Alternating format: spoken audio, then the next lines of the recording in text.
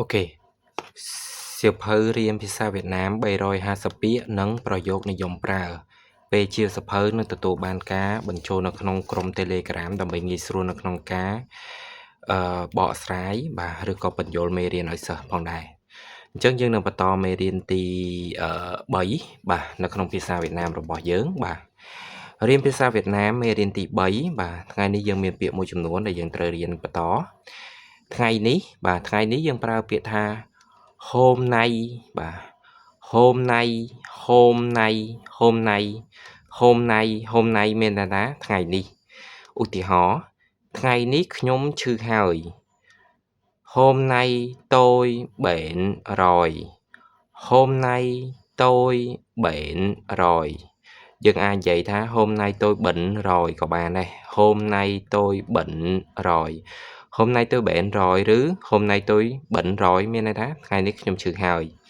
hôm nay ថ្ងៃនេះ tôi ខ្ញុំ bệnh ឈឺ rồi ហ្នឹងគឺហើយ hôm nay tôi bệnh rồi hôm nay tôi bệnh rồi ថ្ងៃនេះខ្ញុំឈឺហើយ យើងមើលមកពាក្យទី2 បាទ ដោយសារម្សិលមិញខ្ញុំដើរលេង tại vì hôm qua tôi đi chơi tại vì hôm qua tôi đi chơi tại vì hôm qua tôi đi chơi tại vì hôm qua tôi đi chơi tại vì មានន័យថាដោយសារបាទ tại vì hôm qua ម្សិលមិញ tôi គឺខ្ញុំ đi chơi គឺដើរលេង tại vì hôm qua tôi đi chơi ដោយសារម្សិលមិញខ្ញុំដើរលេង យើងមើលមកឃ្លាបន្ទាប់របស់យើងមានពាក្យថា ថ្ងៃស្អែក បាទ ថ្ងៃស្អែកគឺ ngày mai បាទ ngày mai បាទណា ថ្ងៃស្អែកខ្ញុំត្រូវការផឹកថ្នាំ ថ្ងៃស្អែកខ្ញុំត្រូវការផឹកថ្នាំ ngày mai tôi cần uống thuốc ngày mai tôi cần uống thuốc ngày mai tôi cần uống thuốc ngày mai tôi cần uống thuốc ngày mai មានន័យថាថ្ងៃស្អែក tôi គឺខ្ញុំ cần គឺត្រូវការ បាទ cần ហ្នឹងគឺត្រូវការណា uống thuốc ហ្នឹងគឺផឹកថ្នាំហើយ អញ្ចឹង uống គឺផឹក thuốc គឺថ្នាំ ngày mai tôi cần uống thuốc ngày mai tôi cần uống thuốc បាទ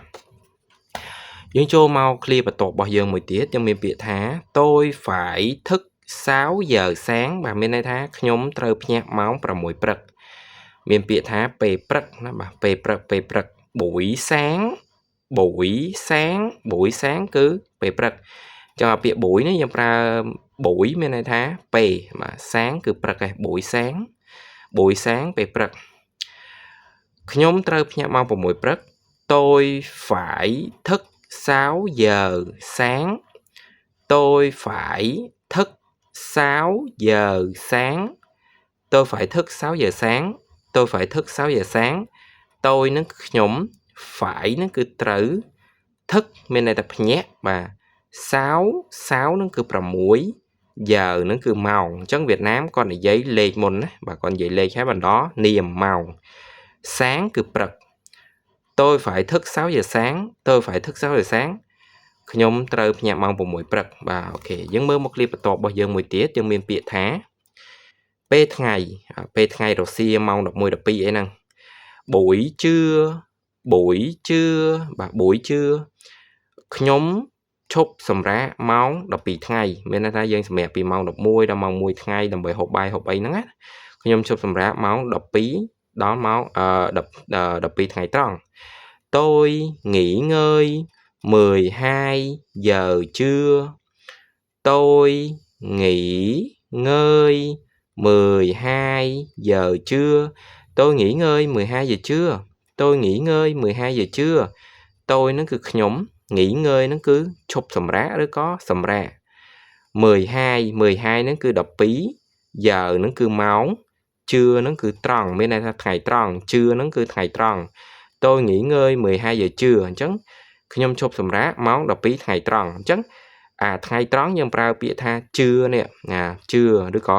ដល់ពេលយើងនិយាយពាក្យ buổi trưa មានន័យថាពេលថ្ងៃណា បាទ អូខេ អញ្ចឹងយើងមើលមកឃ្លាបន្ទាប់ ពេលល្ងាចយើងប្រើពាក្យថា buổi chiều បាទ buổi chiều ខ្ញុំចេញពីធ្វើការនៅម៉ោង 5 ល្ងាច tôi tan làm lúc 5 giờ chiều. Tôi tan làm lúc 5 giờ chiều. Tôi tan làm lúc 5 giờ chiều. Tôi tan làm lúc 5 giờ chiều. Tôi nó cứ nhóm tan làm nắng tránh bị thừa ca ná. Chẳng là bịa tan làm nắng bị sma nắng tránh bị thừa ca. Lúc mình thành nữ 5 giờ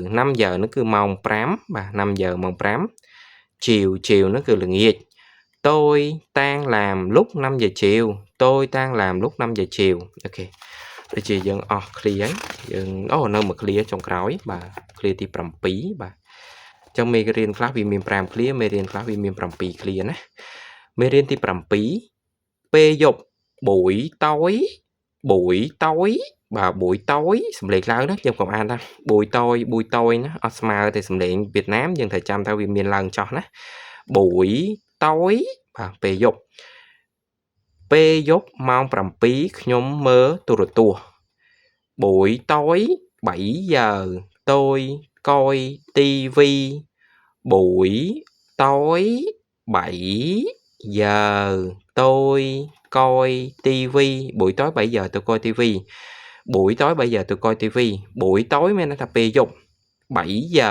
giờ nó cứ mong 7 tôi nó cứ nhom